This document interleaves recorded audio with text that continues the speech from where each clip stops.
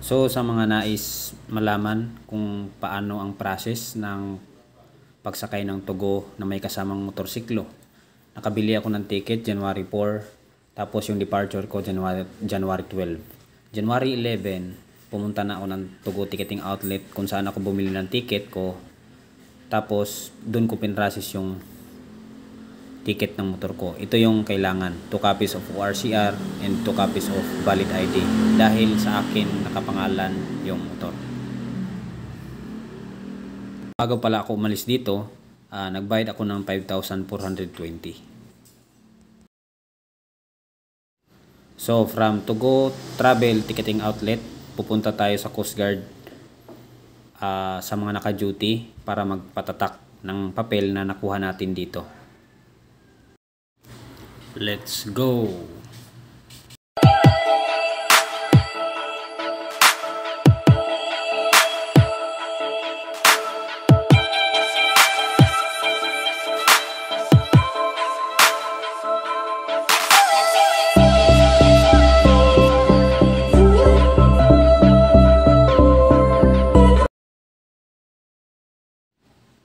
So from here, papasok kayo sa loob, tapos kaliwa. Dapat may dala kayong photocopy ng ORCR at saka photocopy ng ID, 2 peraso. Kasi hingi ng Coast Guard yun bago matatakan yung papel na galing sa Tugo Ticketing Travel. After nito, proceed na tayo sa admission section. Let's go!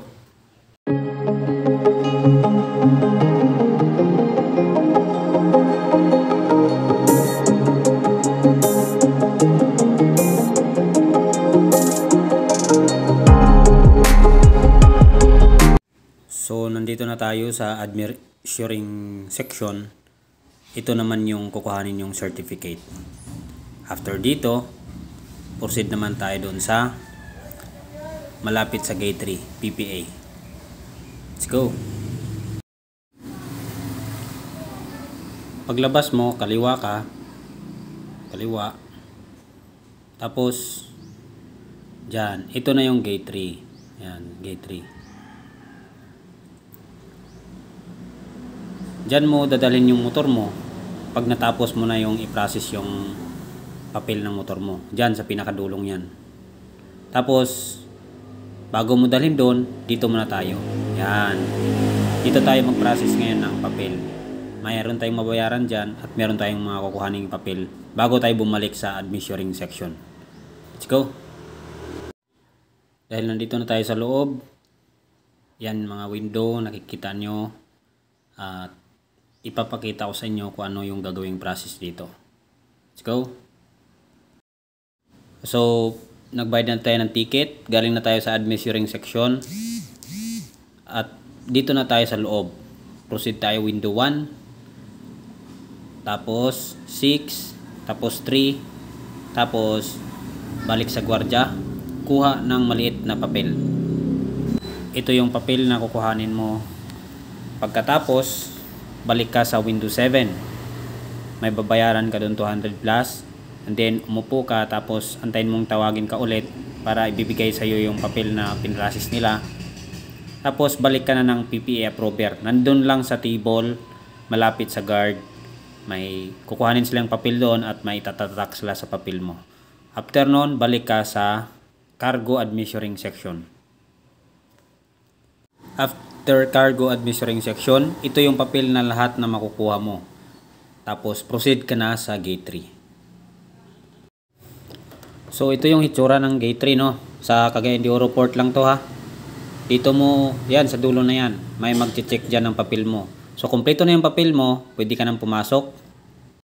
Pagkapasok mo, i-check nila doon yung mga papel mo, requirements. So kung okay na, good to go ka na. I-turn over mo na yung motor mo sa loob, may checker doon mo na i-turn over yung susi.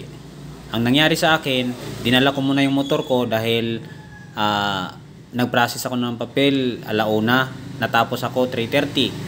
Tapos ang departure ng Tugo kinabukasan pa ng 11 pa, no. So kinabukasan ko pa dinala yung motor ko. So nandito na tayo ngayon, no. Kinabukasan ng umaga, alas 8, dumating ako, pinasok ko na yung motor ko. Ito na yung motor ko, nasa loob na. Chinik ko yan lahat, pinicturan ko. Tapos sinama ko yung top box, may nilagay akong gamit sa top box ko. Chinik ko lahat, no. Before nyo pala i-turn over yung motor nyo, dapat malinis, kompleto, kuha ng picture lahat. After nun, from entrance, malayo yan, papunta dito. So, maayos dahil kinabukasan, nandyan agad yung barko, isasakay na lang nila. Yung checker, ganyan ang itsura. Yung checker, siya yung mag-check ng motor mo, tapos sa kanya mo ito turn over yung susi. Dahil, at pinicturan ko rin yung ID niya, dahil good to go na tayo. So, tapos na tayo dito, proceed na tayo sa terminal passenger para balikan yung gamit na iniwan natin.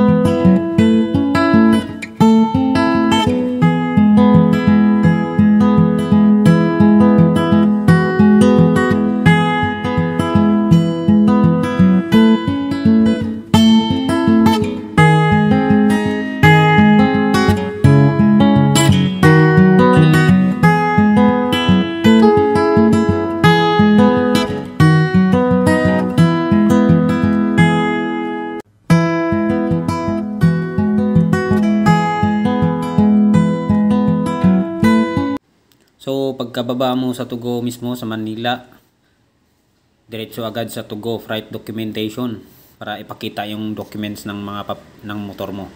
Tapos may mag-a-assist sa'yo dyan para pumuntang Pier 16 dahil malayo-layo yun, ibigay mo na para mapabilis yung proseso ng motor mo.